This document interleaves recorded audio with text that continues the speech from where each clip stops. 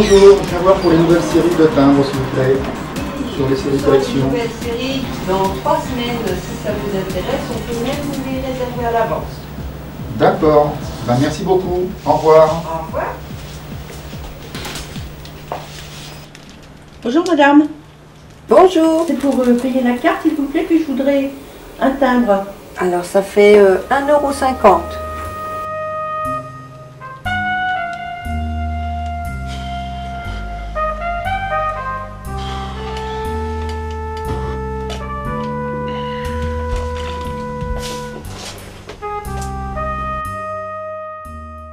Laurence, ça va pas du tout.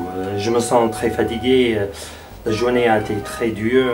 Je vais rentrer à la maison. Pars, repose-toi, on se voit demain. Et puis, j'espère que ça ira mieux. Dis bonjour à Brigitte de ma part.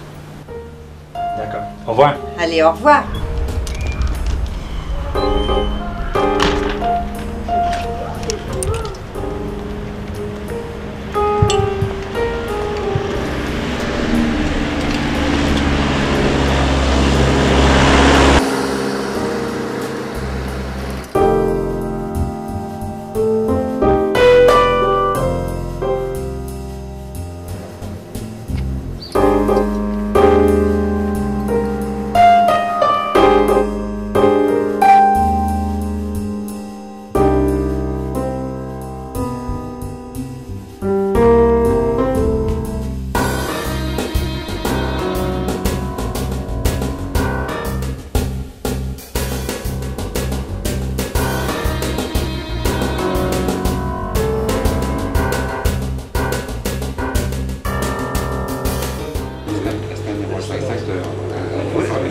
Tiens, voilà Marvin. Ah, dis donc. Salut Richard. Salut. Bonjour. Ça va? C'est mon vieux. Salut à tous. Salut Marvin. Salut Marvin. T'as pas la forme? C'est pas Brigitte qui te fait ça? Pas Brigitte. Qu'est-ce qui t'arrive? C'est la première fois que je te vois comme ça depuis ton arrivée des US. Il y a au moins 30 ans. Mais non, tout va bien. C'est juste une erreur dans la comptabilité que je n'arrive pas à trouver. Ça me prend la tête. Il va falloir que j'en parle à la comptabilité. Bonjour à toutes et à tous. Bonjour. Je suis nouveau dans le secteur. Je viens vous proposer un verre à l'ensemble afin de faire affaire ensemble. Ça c'est chouette. Tiens, il y a à boire, tiens, tu peux ranger ça.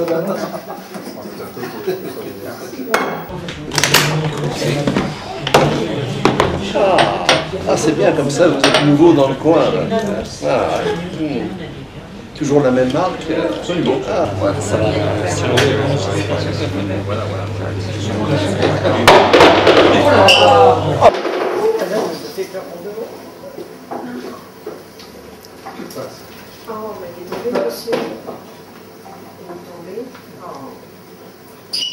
Bon. C'est bien, c'est bien. Ouais, il va falloir qu'il y ait non mais les Brigitte qui le matin. Salut à tous.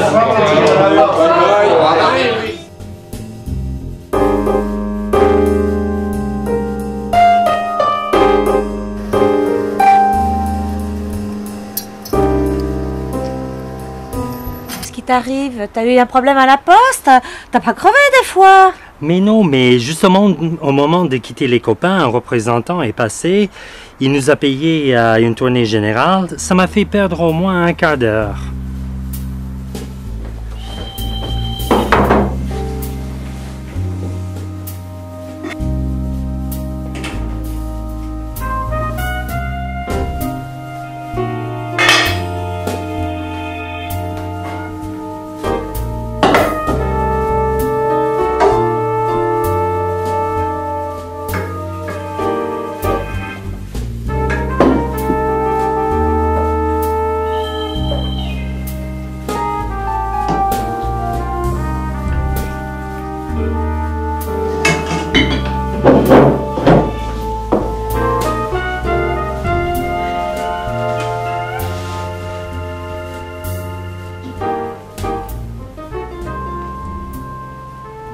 Qu'est-ce qui se passe, Marvin? Depuis quelque temps, tu n'es plus le même. Tu ne m'aimes plus? Qu'est-ce que tu vas t'imaginer, Brigitte? Tu es la seule qui compte pour moi.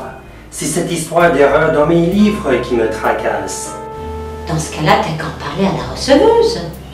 T'as raison, je vais le faire dès demain. Ok.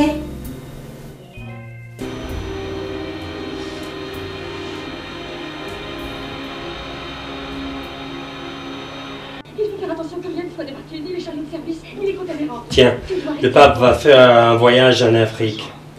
On sait bien que c'est pas lui qui paye. Ça, t'as raison. Et il y a encore eu un cambriolage de bijouterie dans le coin. Cette fois, c'est à Ozoir. Ah oui? Et c'est le troisième fois en un mois après Roissy et Ponto. Je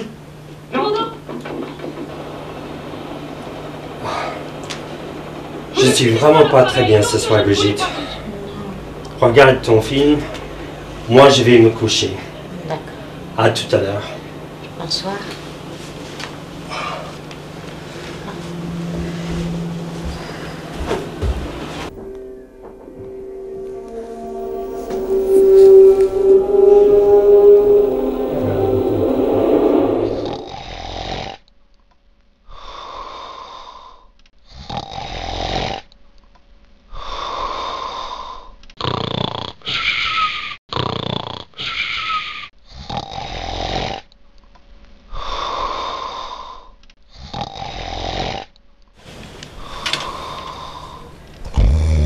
Oh, c'est pas possible. Je vais encore pas faire le méveil de la nuit. Il faut que je fasse quelque chose.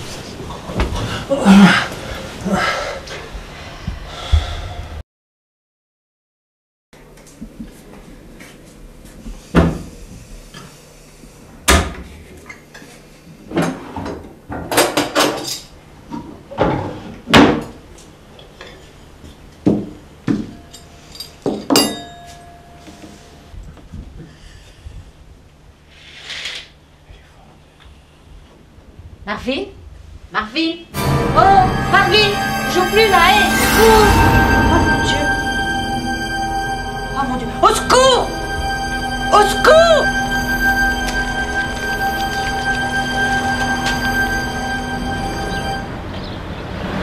Qu'y a-t-il? Qu'est-ce qui se passe? Monique! Monique! Marvin est mort, je crois que c'est moi qui l'ai tué! Mon Dieu, c'est pas vrai. Tu l'as pas tué. Attends, j'arrive. Ma pauvre Brigitte, c'est affreux ce qui t'arrive. Je crois pas ce que tu me dis. Je te le jure, j'ai tellement tapé fort. Je vais avertir la police. Allô, la police? Il faut venir tout de suite avec un médecin. Mon voisin est mort et sa femme dit que c'est elle qui l'a tué. Comment se fait-il qu'il ne soit pas encore là? C'est vrai, c'est long.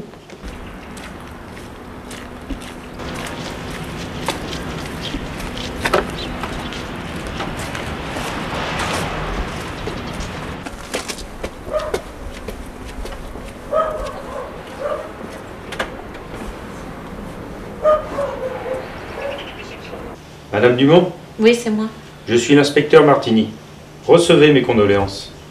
Comme vous le pensiez, votre mari est bien mort. Je viens de le constater avec le médecin. Sûrement d'une crise cardiaque. Non, c'est pas possible. C'est moi qui l'ai tué. Comment ça? Cette nuit, je lui ai donné un grand coup de coude dans les côtes. Je suis sûre que c'est ce qui l'a tué. Mais la douleur vous aveugle. Non, je vous assure, j'ai raison. Faites donc faire une autopsie, vous verrez bien. Bon, d'accord. Je vais en demander une auprès du procureur.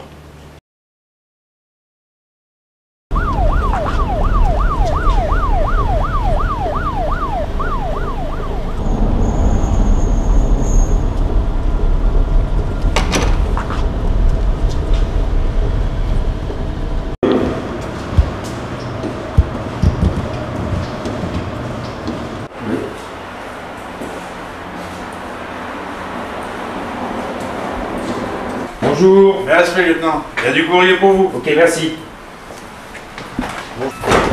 Bonjour. Bonjour, lieutenant.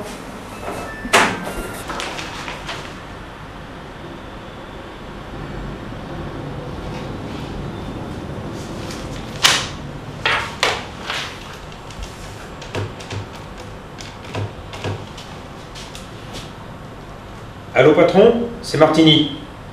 Je viens de prendre connaissance du rapport d'autopsie de Marvin. Il y a 2-3 petites choses qui ne vont pas là.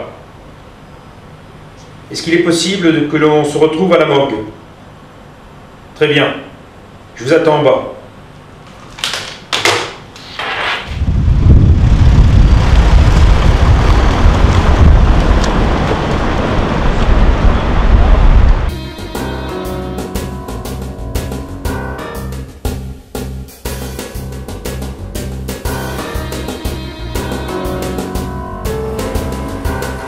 Bonjour, docteur Lallet. Ah, bonjour, commissaire. On est bien matinal aujourd'hui? Eh bien, dites-moi, 2 autopsies dans la même journée? Oui, ah bah écoutez... Hein, vous, au moins, vous ne chômez pas. Il y a des jours comme ça, hein. Dites-moi, oui. Celui-là, là, qu'est-ce qui lui est arrivé? Oh, ben ce monsieur, on m'a dit qu'il était rentré hier soir chez lui en vélo vers 23 h, il avait beaucoup bu, il était ivre. Donc il zigzaguait, il a tapé contre la balustrade du pont, il est tombé dans l'eau, il a dû mourir tout de suite. Voilà, c'est un pêcheur qui l'a trouvé ce matin puis qui a appelé les pompiers. Affaire réglée, oui. Parlez-moi un peu de ce... Alors ce monsieur, le problème est plus compliqué. Hein. Le décès peut avoir une triple cause. Ça a pu être un arrêt du cœur pour un gros stress, hein, ou bien pour un problème respiratoire, ou bien encore pour empoisonnement, parce que ce monsieur a été empoisonné. Il a ingurgité de la ciguë 7 ou 8 heures avant son décès, que je situe entre 23 h et 1 h du matin. Ce qui me surprend, c'est qu'il n'ait pas réagi au goût. Mais attendez, là je comprends pas. Il a bien dû souffrir quand même. Eh ben oui, bah écoutez, je suppose qu'il dormait profondément. Voici Monique et Roger, les voisins de Brigitte. Commissaire Fabien, qui est le chef du SRPJ de Melun. Alors vous venez m'arrêter? Désolé, madame. Tout d'abord, permettez-moi de vous présenter toutes mes condoléances. Non, nous ne venons pas vous arrêter, car nous avons le résultat de l'autopsie que vous nous avez demandé. J'ai pourtant bien tué mon mari. Non. Si vous faites référence au coup de coude que vous lui avez donné, non, ce n'est pas vous. Mais... Il semble qu'il ait été assassiné, car il a été empoisonné. C'est pas possible, nous avons mangé la même chose, pourquoi pas moi? Pour l'instant, nous n'en savons rien. Savez-vous si votre mari avait des ennemis? Marvin, des ennemis? C'était la gentillesse même. Est-ce qu'il avait des soucis? Est-ce qu'il était différent à certains moments? Oui, depuis quelque temps, il était perturbé. Il y avait une erreur dans les comptes. Il devait en parler à la receveuse. Il n'aura pas eu le temps. Bien. Mesdames, messieurs, nous allons poursuivre notre enquête. Surtout, restez à notre disposition. Bon courage, madame. Merci. Bon, patron, je vais partir maintenant, là. Je me sens pas bien. Bon, ben, ok, Martini. Je vais poursuivre notre enquête, mais surtout, repose-toi bien. D'accord. Allez, à salut. demain.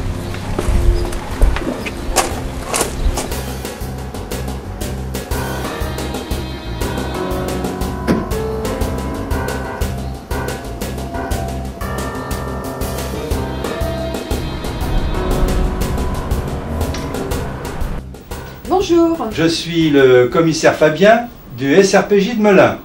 Enchanté. Asseyez-vous. Merci.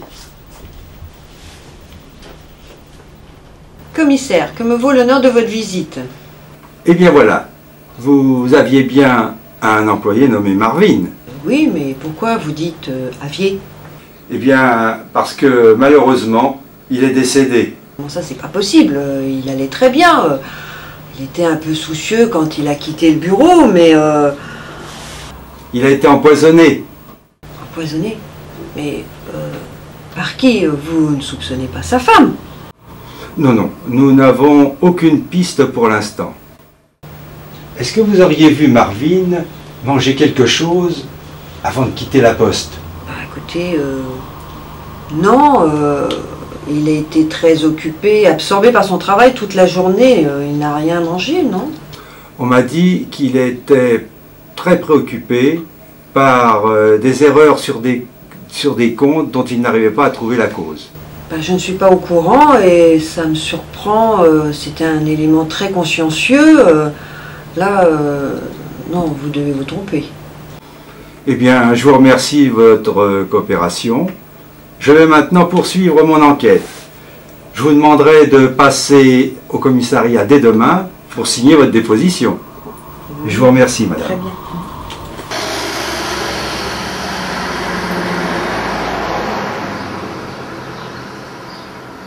Bonjour messieurs, je suis le commissaire Fabien, j'enquête sur le décès de Marvin. J'ai 2 ou 3 questions à vous poser concernant l'après-midi de mardi. Bien sûr, commissaire. Vous le connaissez bien? Marvin, c'était mon meilleur copain. Avec Lucien, bien sûr. Oh, dire qu'ils ont disparu tous les deux, mes meilleurs amis. Vos 2 meilleurs amis sont morts? Bah oui. Il y a Marvin, il a eu sa crise cardiaque. Et puis Lucien, il est passé par-dessus le pont avec son vélo. C'est pas compliqué. Il y a 2 jours à peine, on était tous ensemble en train de boire un dernier coup ensemble. Dites-moi, oui. Qu'est-ce qui s'est passé quand Marvin est arrivé? Oh, rien de particulier, hein, comme d'hab. Tout le monde l'a salué lorsqu'il est arrivé. Vous savez, hein, on se connaît tous depuis une vingtaine d'années. Mais est-ce qu'il avait l'air malade? Non, non, pas vraiment. Il m'a l'air plutôt inquiet. Vous savez, à cause de son travail à la poste. Et puis, à partir du moment où on est arrivé, on a tous bu la même chose. À tout hasard, est-ce que je pourrais récupérer ma casquette? Votre casquette? Oui, bon, Lucien, il me faisait sans arrêt des farces. Et puis, il m'a piqué ma casquette alors j'étais aux toilettes. Je vais voir ce que je peux faire. Laissez-moi votre adresse. Tu peux me donner un feuille. Voilà, merci. 128 avenue Jean Jaurès à Ozoir. 128 avenue Jean Jaurès. Vous habitez au 128? Bah oui.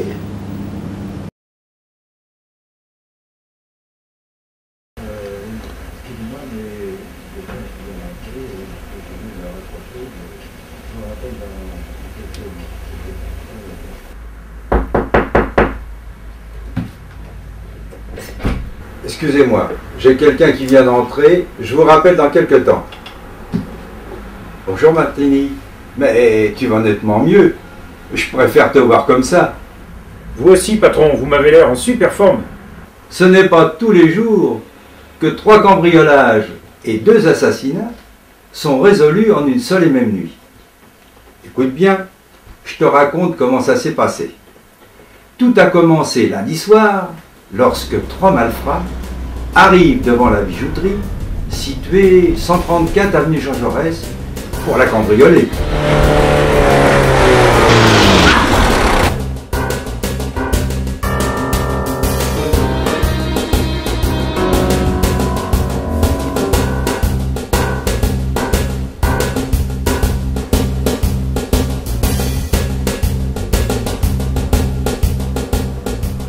Au même instant, Jean, c'est un copain de Marvin, arrive à son domicile au 128 de la même avenue, donc tout près de la bijouterie. Il ne remarque rien, tellement il est bourré. Un des cambrioleurs, celui qui n'a pas de cagoule, sans doute parce qu'il l'a oublié, le voit. Il convaincra par la suite ses complices de le supprimer en l'empoisonnant. Le lendemain soir, l'un d'entre eux se fait passer pour un représentant de commerce. Il profite d'un incident inattendu pour verser le poison dans le verre de Jean. Cependant, pour permettre à Marvin de rentrer plus vite chez lui, où l'attend Brigitte, sa femme, Jean lui donne son verre. Les voyous s'aperçoivent de leur erreur. Ils attendent Jean le soir à sa sortie du café. Dans l'obscurité, ils croient le reconnaître à cause de la casquette que Lucien a sur la tête.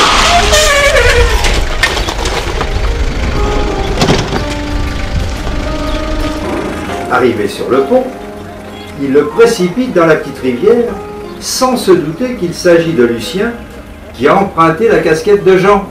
Mais alors, c'est la 2e fois que Jean échappe à la mort. Finalement, Jean ne connaissait aucun des cambrioleurs. Non, bien sûr, il ne les avait même pas remarquées. Quand il m'a dit qu'il avait rencontré le représentant de commerce mercredi dans la rue et que celui-ci avait failli s'évanouir, j'ai tout compris. Persuadé qu'ils allaient recommencer, il m'a été facile de monter une opération pour les mettre sous les verrous. En somme, si Jean a eu la vie sauve, c'est un peu grâce au ronflement de Marvin. Oui, ici Fabien. Un cambriolage? Une bijouterie?